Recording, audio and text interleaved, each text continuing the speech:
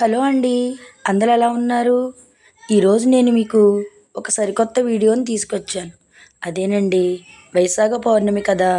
దాని గురించి మనం ఈరోజు కొన్ని ముఖ్యమైన విషయాలు చర్చించుకుందాం.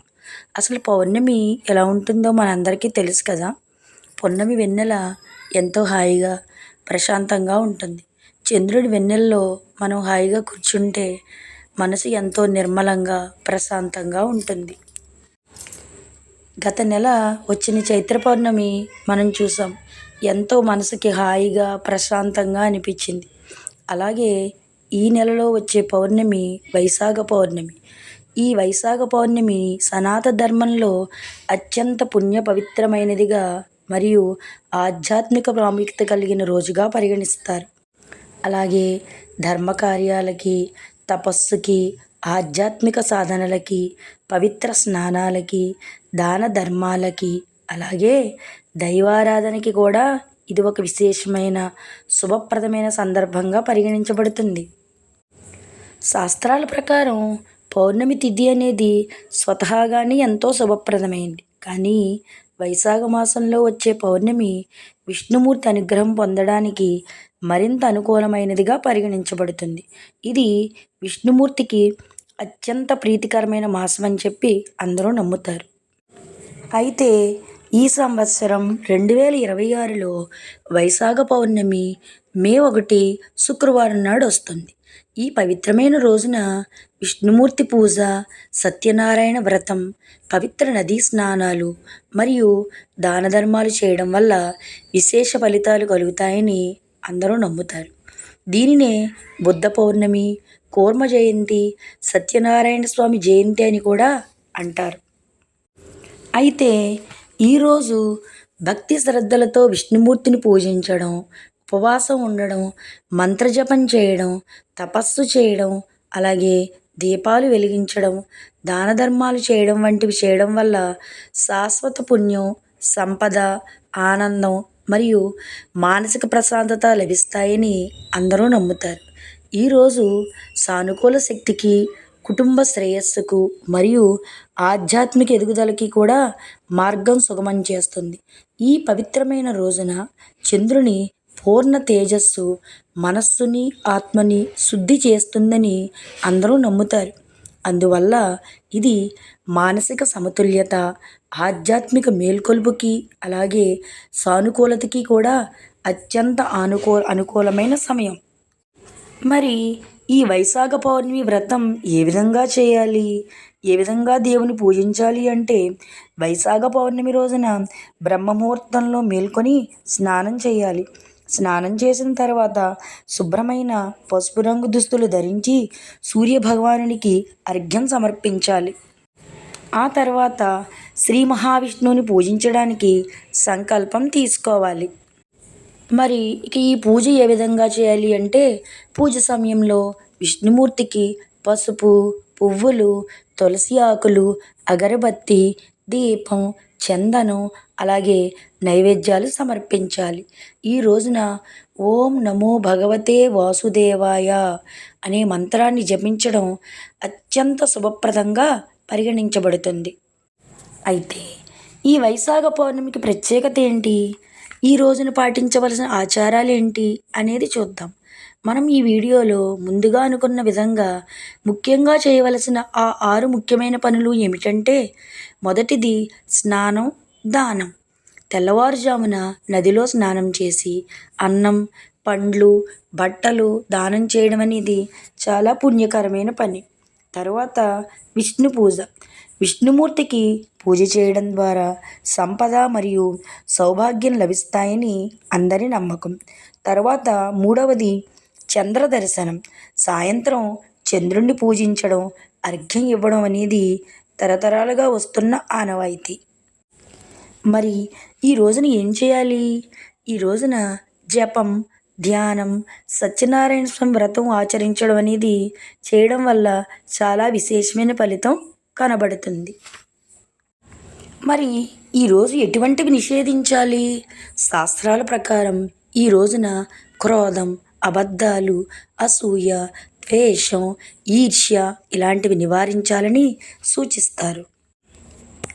అలాగే చివరగా ఈ రోజున భక్తి శ్రద్ధలతో విష్ణుమూర్తిని పూజిస్తే ఆర్థిక ఇబ్బందులు కూడా తొలగిపోతాయని చాలామంది విశ్వసిస్తారు. అలాగే ఈ రోజుకు ఇంకొక విశిష్టత కూడా ఉంది. అదే బుద్ధ జయంతి. బుద్ధ జయంతి లేదా వైశాఖం ప్రపంచవ్యాప్తంగా ఉన్న బౌద్ధులకి అత్యంత పవిత్రమైనది. దీనిని మే నెలలో వైశాఖ మాసంలోని పౌర్ణమి రోజు జరుపుకుంటారు. మరి వైశాఖ పౌర్ణమికి బుద్ధుడికి ఏమిటి సంబంధం అని మీరు అనుకుంటున్నారా? అయితే భగవాన్ బుద్ధుని జీవితంలోని ముఖ్య సంఘటనలైన భగవాన్ బుద్ధుని జీవితంలోని ముఖ్య సంఘటనలైన లుంబినీలో ఆయన జననం, బుద్ధగయలో ఆయన జ్ఞానోదయం, అలాగే కుశీనగరంలో మహాపరినిర్వాణం చెందడం వంటివన్నీ కూడా ఈ మహత్తరమైన రోజునే జరిగాయి. కాబట్టి దీనిని త్రివిధ పుణ్యదినంగా జరుపుకుంటారు.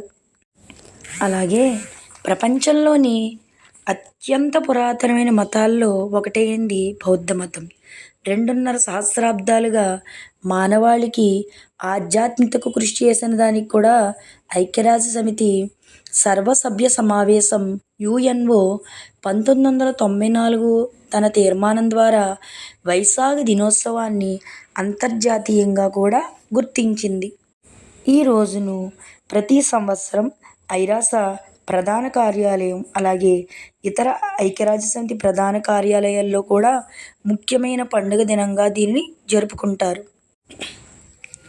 వైశాఖ అనే పదం పాళీ భాషలోని వెసాక అనే పదానికి సింహళ భాషా రూపం. వెసాక్ని భారత్, బంగ్లాదేశ్, నేపాల్లో బుద్ధ జయంతి లేదా బుద్ధ పూర్ణిమ అని అంటారు. ఈ బుద్ధ జయంతిని జపాన్లో హనమత్పురి, కొరియాలో సియోక్కా తాన్షిన్ ఇల్, చైనా మాట్లాడే ప్రాంతాల్లో ఫోడాన్, వియత్నాంలో ఫాడ్డాన్, టిబెట్లో సాగా, కాంబోడియాలో వెసాక్ బోచియా, థాయిలాండ్లో విశాఖ బోచా, అలాగే ఇండోనేషియాలో వైశాక్, శ్రీలంకలో వెసాక్ లేదా వెసాక్ అని, మలేషియాలో హరి వెసాక్ అని, లావోస్లో వోక్సాకా అని, మయన్మార్లో కసోనేలా ప్యాయే అని కూడా పిలుస్తారు. అంటే దీనిని బట్టి మనకి ఏమర్థమైంది? ఈ బుద్ధ పౌర్ణమిని ప్రపంచవ్యాప్తంగా చాలా దేశాల్లో కూడా చాలా ముఖ్యమైన పర్వదినంగా, పండుగ దినంగా ప్రజలందరూ చేసుకుంటారని మనకి సందర్భంగా అర్థమవుతోంది. అయితే ఈ సందర్భంగా అనేక విహారాల్లో బలిపీఠం ముందు పూలతో అలంకరించిన నీటితో నిండిన ఒక చిన్న పాత్రలో బాలబుద్ధుని చిన్న విగ్రహాన్ని ఉంచుతారు. అది దేవతలు అలాగే ఇతర ఆత్మలు ఆయనకి దివ్య నైవేద్యాలు సమర్పించినట్లుగా భక్తులు ఆ విగ్రహంపై నీటిని పోయడానికి అనుమతిస్తారు. ఇది బుద్ధిని అనుసరించే వారికి అలాగే ఆచరించే వారికి కూడా ఒక గొప్ప మతపరమైన అలాగే ఆధ్యాత్మిక ప్రాముఖ్యత కలిగిన రోజు. ఈరోజు వారు విహారాలకి, దేవాలయాలకి, మఠాలకి వెళ్ళి ప్రార్థనలు పాల్గొంటారు. అలాగే ధ్యానం చేస్తారు, ప్రసంగాలను వింటారు, నైతిక ప్రతిజ్ఞలు పాటిస్తారు. అలాగే బౌద్ధ సంఘాలకి కానుకలు కూడా సమర్పిస్తారు. ప్రజలు వారి విహారాలని మరియు వారి ఇళ్ళని అలంకరించుకుంటారు. ఇది ఆ సందర్భానికి మరింత పండగ శోభను తీసుకొస్తుంది. అలాగే ఆ రోజు వాళ్ళు ఆసుపత్రులు, అనాథాశ్రమాలు, వృద్ధాశ్రమాలు అలాగే బాలల గృహాల్లోని రోగులకి ఆహారం, మందులు, పండ్లు, పాలు, బిస్కెట్లు, రొట్టెలు అలాగే ఇతర పోషక పదార్థాలను కూడా పంపిణీ చేస్తారు. అలాగే పేదల ముఖాలపై చిరునవ్వు, ఆనందం తీసుకురావడం కోసం ప్రత్యేక ప్రయత్నం చేస్తారు.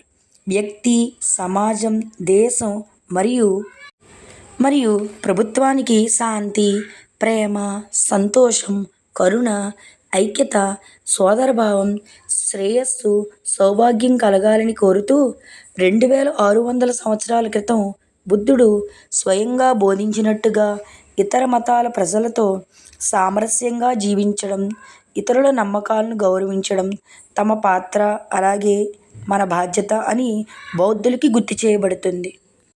అందువల్ల ఈ వైశాఖ పౌర్ణమి ఎంతో విశిష్ట కలిగిందిగా మన పురాణాల్లో కూడా తెలుస్తోంది.